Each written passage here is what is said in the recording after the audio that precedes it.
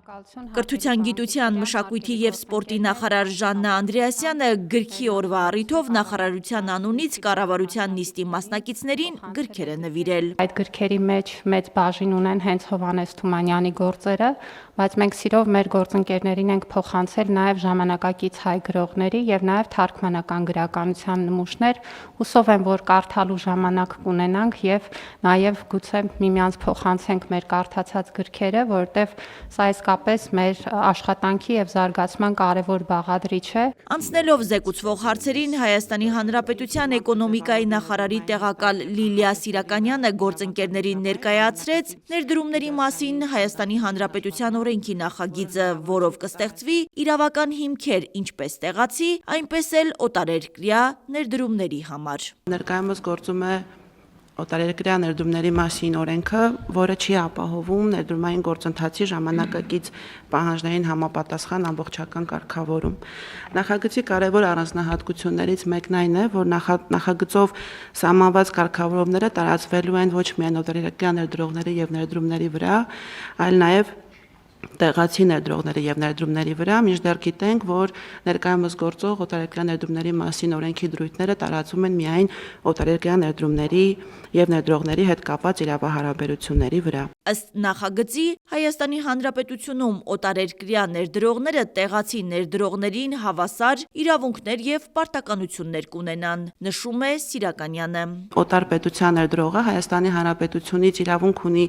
ակնկալելու նույնանման բարենպաստ վերաբերմունք, որը Հայաստանի Հանրապետությունում առկա է, այլ օտարերկրյա ներդրողի նկատմամբ։ Այստեղ բացառություն ունենք, բացառությունը տարածվում է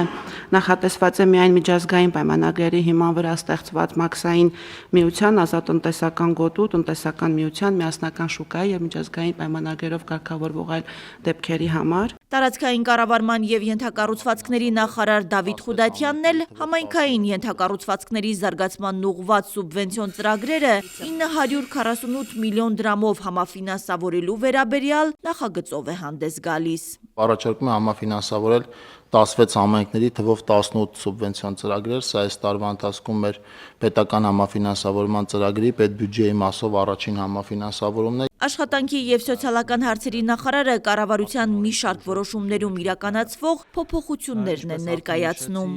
Ապրիլի 1-ից բոլոր կենսաթոշակները եւ նպաստները վճարվելու են անկախի եղանակով։ Մինչև սույն թվականի մարտի 5-ը մենք խնդրում ենք մեր բոլոր կենսաթոշակառուներին եւ նպաստառուներին ինքնուրույն ընտրել վճարող կազմակերպությունը, բանկը եւ ինքնուրույն ստանալ բանկային քարտ, որի վրա հաջորդ կենսաթոշակը կամ նպաստը կփոխանցվի անկախի եղանակով։ Եվ եթե դա մինչև մարտի 5-ը տեղի չունենա, մենք դա անելու ենք ավտոմատ եղանակով։ Կառավարությունը հաստատեց նաև Հայաստանի Հանրապետության ազգային ժողովի 2021 թվականի արտահերթ ընտրություններին մասնակցած կուսակցություններին եւ կուսակցությունների դաշինքին 2026 թվականի պետական բյուջեից նյութական աջակցություն տալու մասին որոշման նախագիծը։ 2026 թվականի պետական բյուջեից կուսակցություններին կտրամադրվի ընդհանուր առմամբ 520 միլիոն դրամ աջակցություն։ Առողջապահության նախարար Անահիտ Ավանեսյանը լրագրողների հետ ճեպազրույցում անդրադարձավ օնլայն տաքսիների վարորդների համընդհանուր առողջության ապահովագրության մեջ ներառվելու առաջարկին։ Ինձ համար շատ ուրախալի է, որ մեր տաքսի վարորդները տեսնելով ապահովագրության այն կարևոր ձեռքբերումը, որը մեր այլ քաղաքացիներ ունեն, իրենք եւս հայտ են ներկայացրել, որ ընդգրկվեն ապահովագրության շրջանակներում։ Մենք առաջիկայում իհարկե կքննարկենք այս հարցերը եւ կհասկանանք ինչ հնարավորություններ ունենք ըստ էության մինչեւ 2027 թվականի հունվարի 1-ը նրանց եւս դիտարկելու։ Առողջապահության նախարարը խոսեց նաև Աջափնյակում տեղի ունեցած կրակոցների հետևանքով հոսպիտալացված քաղաքացիների վիճակից։ Ավանեսյանը նշեց, բուժառուների վիճակը բավականին ծանր է։ Իրականացվել են անհրաժեշտ վիրահատական միջամտությունները,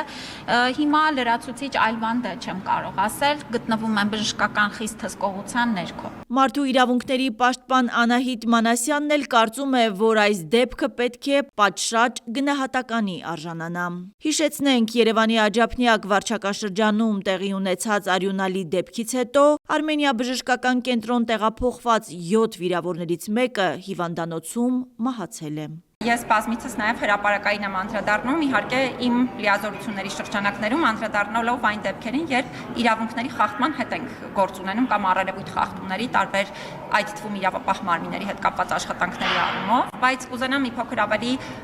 լայն հարցի վերաբերյալ խոսել, մասնավորապես ձեր կողմից հիշատակված տարբեր երևույթներ, այդ թվում երեկվա տեղի ունեցած միջադեպը, մի շարք դեպքերում նաև մարդկանց կրթության եւ մշակույթի հետ կապված խնդրահարույց այսպես իրավիճակի արդյունք է եւ համարում եմ, որ